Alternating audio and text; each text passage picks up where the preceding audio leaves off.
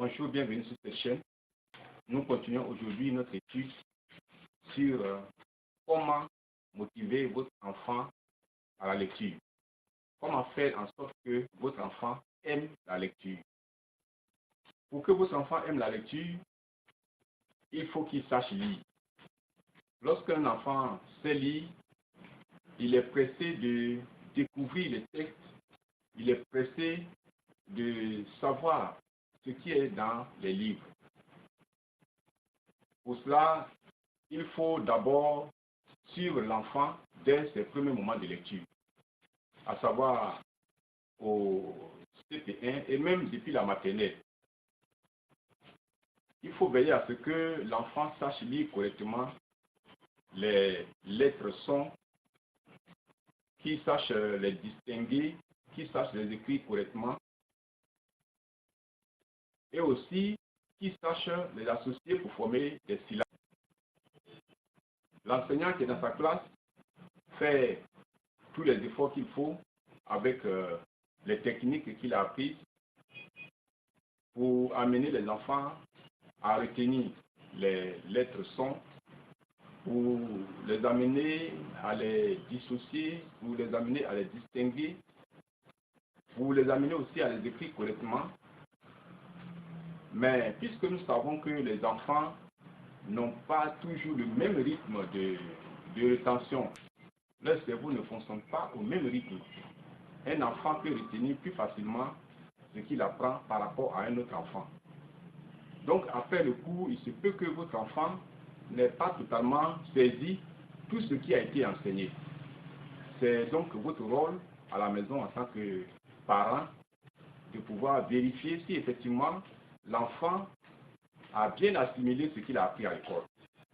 Si tel n'a pas été le cas, il faut aider l'enfant au fur et à mesure qu'il progresse dans le programme pour que l'enfant puisse suivre. Je voudrais aussi vous conseiller de travailler beaucoup en collaboration avec le maître de l'enfant.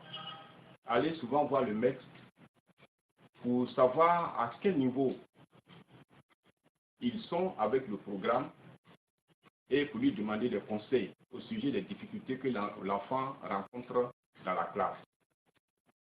Si vous avez aussi un encadreur à la maison, mettez-le en contact avec le maître. Certains des encadreurs que nous avons à la maison ne sont pas toujours des pédagogues.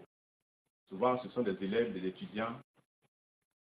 Et ces personnes n'ont pas vraiment appris la pédagogie. De sorte que leur manière de suivre l'enfant ne peut pas toujours apporter ce que nous souhaitons. Mais lorsque vous les mettez en contact avec le maître de l'enfant, il les oriente, il leur dit ce qu'il faut faire. Si c'est un enseignant qui encadre votre enfant à la maison, vous avez plus de chance puisque lui, il est outillé à la tâche.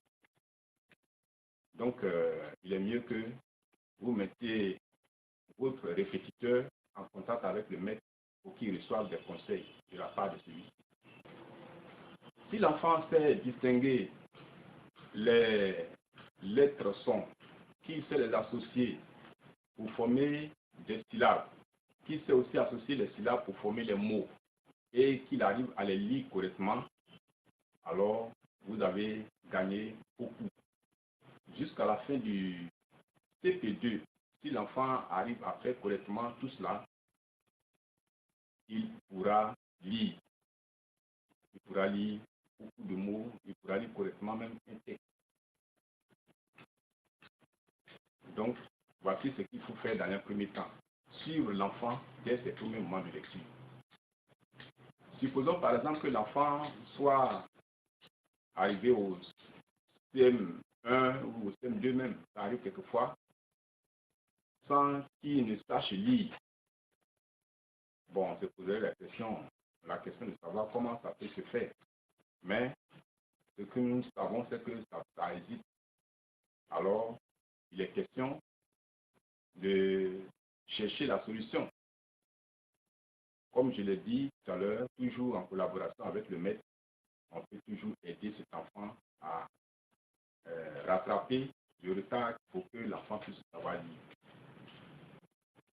Et rattraper ce retard, c'est revenir sur ce que l'enfant n'a pas pu comprendre dès les petites classes, surtout dans la classe de CP1 ou CP2. C'est là-bas même la base de la lecture. En collaboration avec le maître, bien sûr, vous allez distinguer, vous allez pouvoir découvrir les lacunes de l'enfant, à quel niveau se situent ces lacunes, et ensemble, vous allez trouver la solution.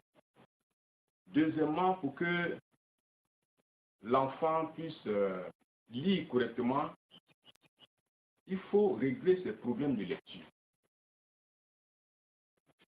Au départ, j'ai dit qu'il fallait suivre l'enfant dès ses premiers moments de lecture. C'est-à-dire ce qu'il fait, il faut suivre pour qu'il arrive à le faire correctement. Ce qu'il est en train d'apprendre, il faut l'aider à apprendre cela. Mais il y a une autre étape aussi qui consiste à l'aider à résoudre les problèmes qu'il a.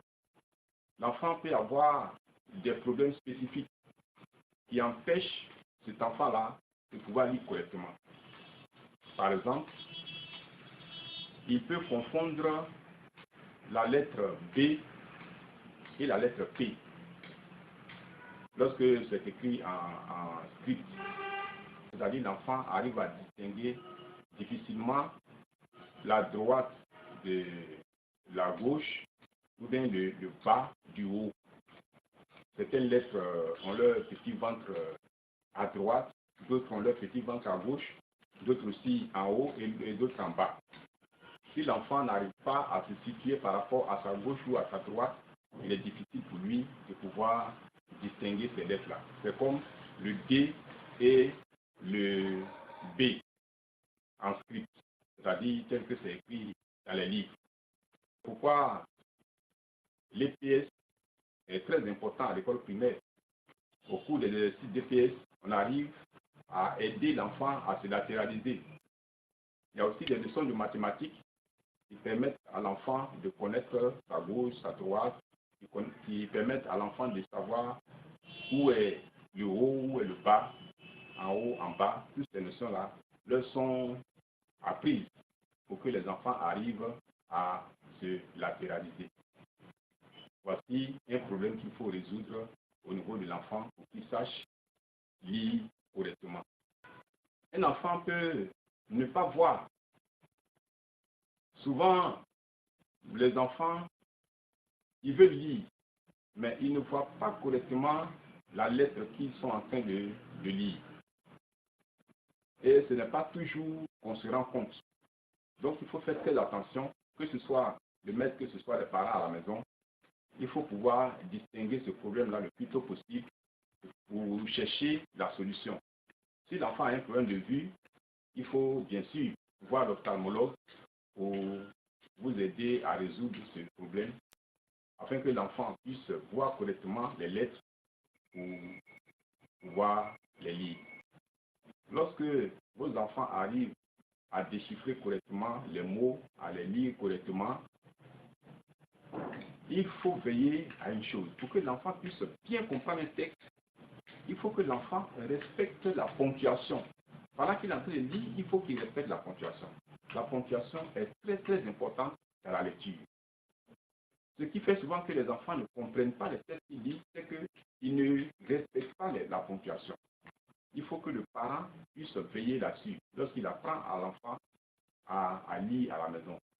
Le maître aussi le fait en classe, mais si le parent met aussi l'accent là-dessus, puisque le travail que nous faisons, c'est ensemble que nous amenons les enfants à réussir, alors il faut que nous puissions nous entraider. Lorsque votre enfant lit à la maison, veillez à ce qu'il respecte la ponctuation. Nous allons nous arrêter à ce niveau. Au cours de la prochaine séance, dans la prochaine vidéo, nous allons poursuivre avec les astuces, tout ce qu'il faut faire pour que votre enfant aime la lecture.